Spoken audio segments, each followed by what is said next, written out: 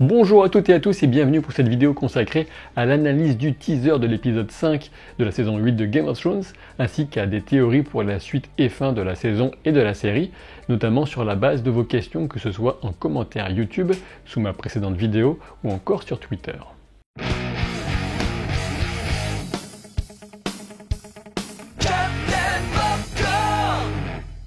Pour votre information et si vous avez envie de creuser encore plus loin le sujet Game of Thrones, sachez que je serai ce dimanche 12 mai de minuit à 2h50 sur Radio VL pour traiter de la série. Il y aura du beau monde avec moi et vous pourrez écouter ou même regarder en direct sur leur site ou encore sur Dailymotion et évidemment y revenir plus tard en replay. Également, avant de me lancer dans l'analyse de ce teaser, je voulais revenir juste sur cette fin d'épisode 4 avec le fameux mot Dracarys prononcé par Missandei. J'ai vu que certains proposaient des théories et d'interprétations de ce mot, mais pour moi il n'y a pas vraiment de théorie à faire, le sens est plutôt limpide. Bien évidemment, c'est une façon pour elle de demander la vengeance de sa mort par la destruction, et on voit mal comment Vergris et Daenerys pourraient le lui refuser.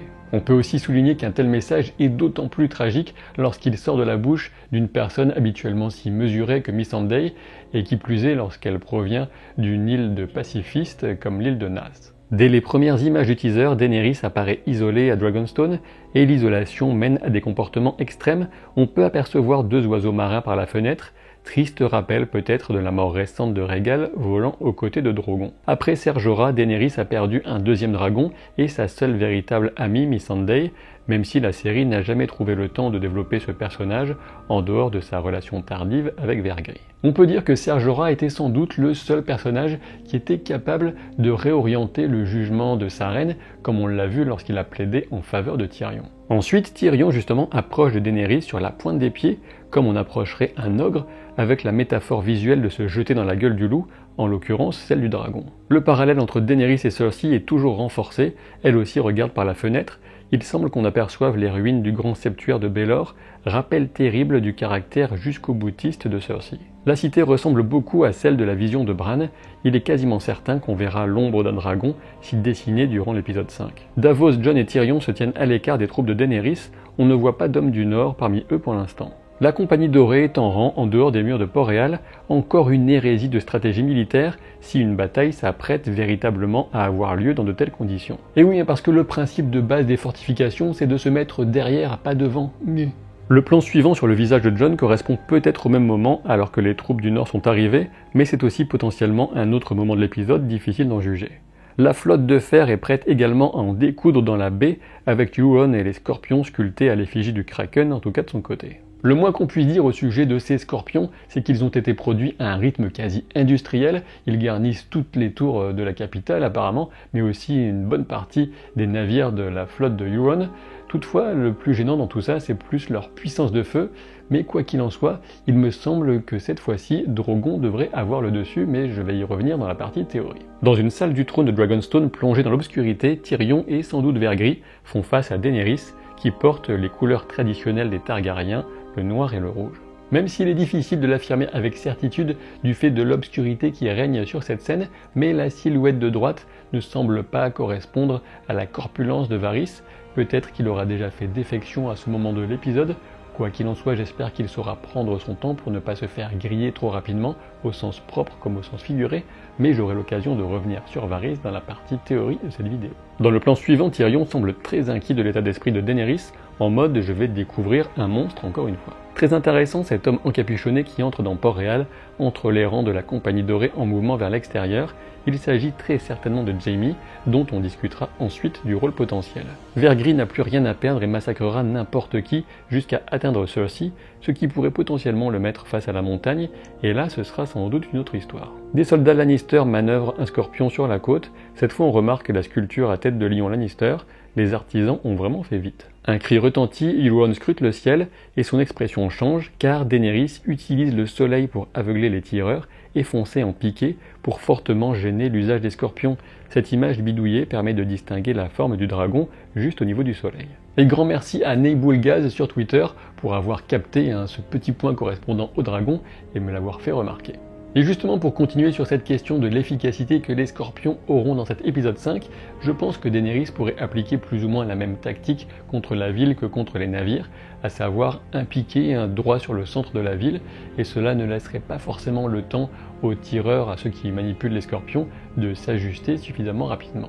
Dernière remarque sur ce teaser, il ne comporte absolument aucun dialogue et on peut sans doute y voir le signe que le temps des négociations a vraiment pris fin, en tout cas du point de vue de Cersei comme de celui de Daenerys.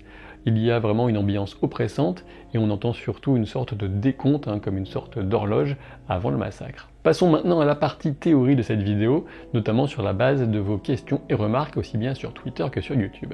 Et je commence avec Serino qui me disait sur Twitter « Pourquoi Drogon n'attaque-t-il pas de nuit ?»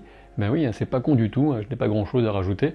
Clairement, un manque de luminosité serait en faveur de Daenerys et jouerait contre les scorpions. Ensuite, que ce soit Yann sur Twitter ou encore Amajutsu dans les commentaires YouTube, vous êtes nombreux à évoquer la question d'une possible armure pour Drogon. Déjà pour commencer, je dois dire qu'à titre personnel, j'ai toujours trouvé cette idée assez inapplicable, et ce pour deux raisons principales.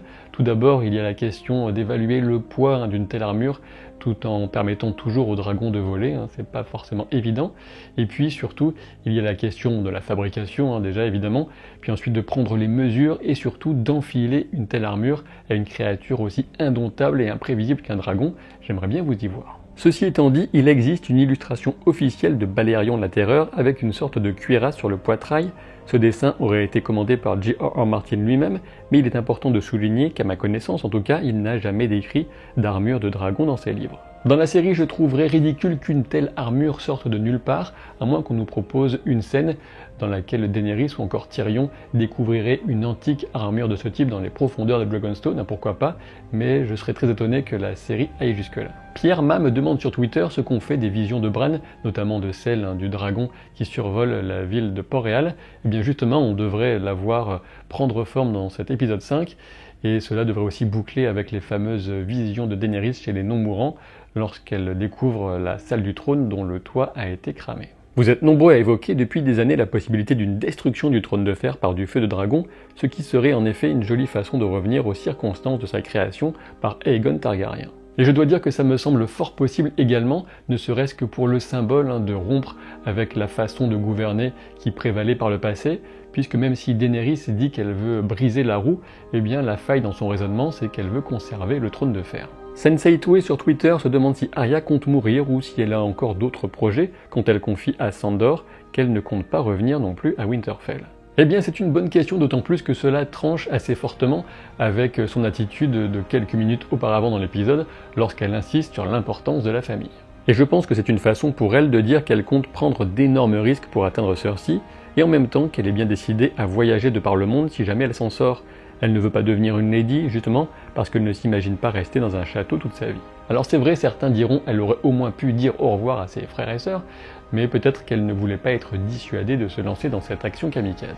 Dans un commentaire YouTube sur la dernière vidéo, Starlion me demande si on se dirige vers un affrontement entre Vergris et la montagne, et je pense que c'est fort possible, et je ne vois pas trop comment Vergris pourrait s'en sortir vivant, à moins de l'intervention d'autres personnages, comme Sandor par exemple. De mon point de vue, Sandor voudra combattre son frère, ou ce qu'il en reste, seul à seul.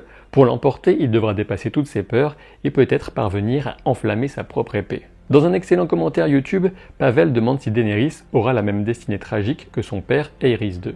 Et en effet, Pavel a bien raison de rappeler qu'Aerys II était dans sa jeunesse un monarque éclairé et bienveillant, et qu'il n'a chuté que progressivement dans la paranoïa et la folie la plus totale.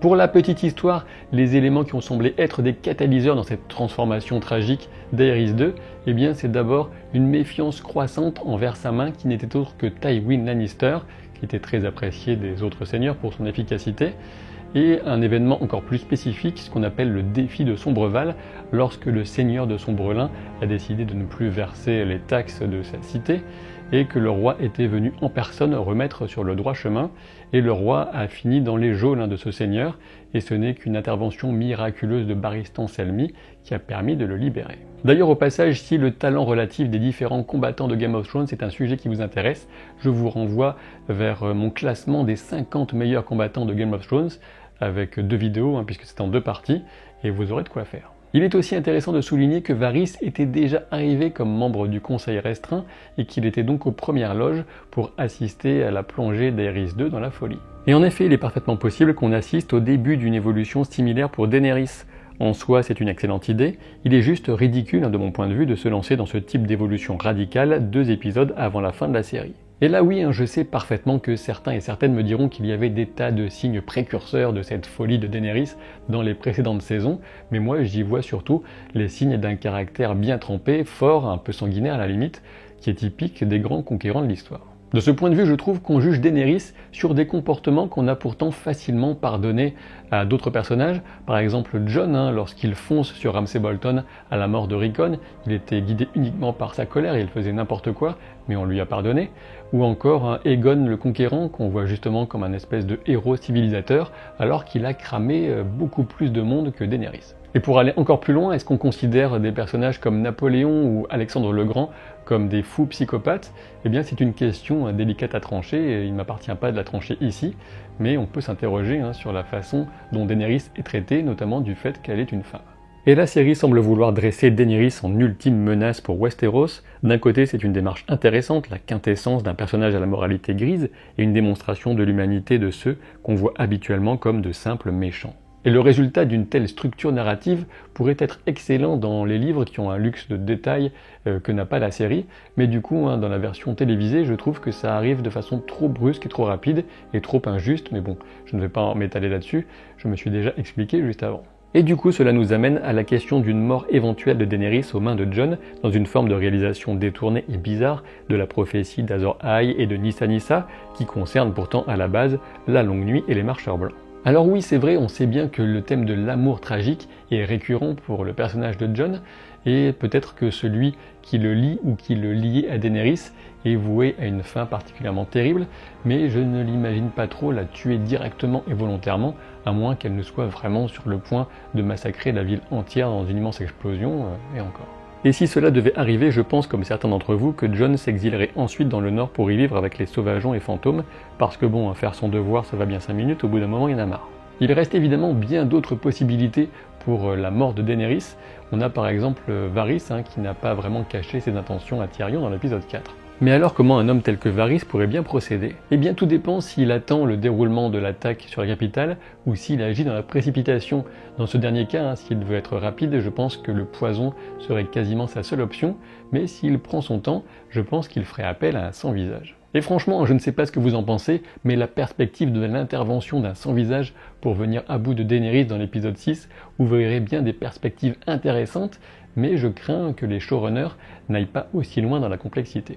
Et d'ailleurs au passage, Weiss et Benioff étaient dans la scène du banquet de l'épisode 4, je les avais ratés. Beaucoup d'entre vous s'interrogent également sur le rôle de Dorne dans la fin de la saison et de la série, mais ce fameux prince de Dorne dont on a entendu la mention dans l'épisode 4, je pense qu'il n'aura qu'un rôle très mineur, pas d'intervention armée, et qu'on le verra avec les autres dirigeants des 7 royaumes réunis dans l'épisode 6 pour discuter du futur à donner au gouvernement de Westeros. Concernant le rôle de Jaime, on en revient a priori à l'ancienne et solide théorie selon laquelle il tuerait Cersei. Toutefois, ma théorie plus récente, que j'avais présentée dans certaines vidéos, selon laquelle Jaime deviendrait le Dragon Slayer, un tueur de dragons, reste maintenant possible puisqu'il se retrouve dans le camp opposé à Daenerys.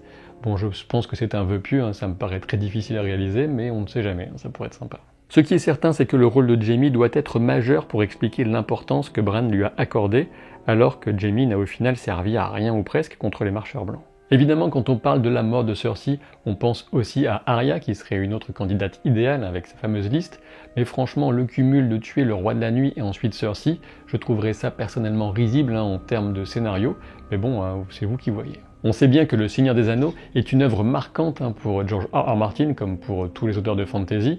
Il s'est défini aussi bien en opposition avec certains éléments du style du Seigneur des Anneaux que dans son prolongement, et on peut éventuellement imaginer que le final de Game of Thrones nous proposera un petit quelque chose de similaire avec celui du Seigneur des Anneaux, alors que la magie quitte le monde, et pour ce faire, suite à la disparition des Marcheurs Blancs, il faudrait aussi que les dragons disparaissent à leur tour, et il ne resterait peut-être que Bran et la mémoire d'un monde perdu. Si vous avez apprécié cette vidéo ou encore si vous l'avez totalement détestée et que vous ne voulez pas que je vous scorpionise la tronche, et oui c'est un verbe que je viens d'inventer, eh bien je vous invite à vous abonner à la chaîne et oui a priori la prochaine vidéo sera consacrée à l'analyse de la bande-annonce de Spider-Man Far From Home, et oui quel accent. Je vous dis à très vite pour de nouvelles aventures, salut.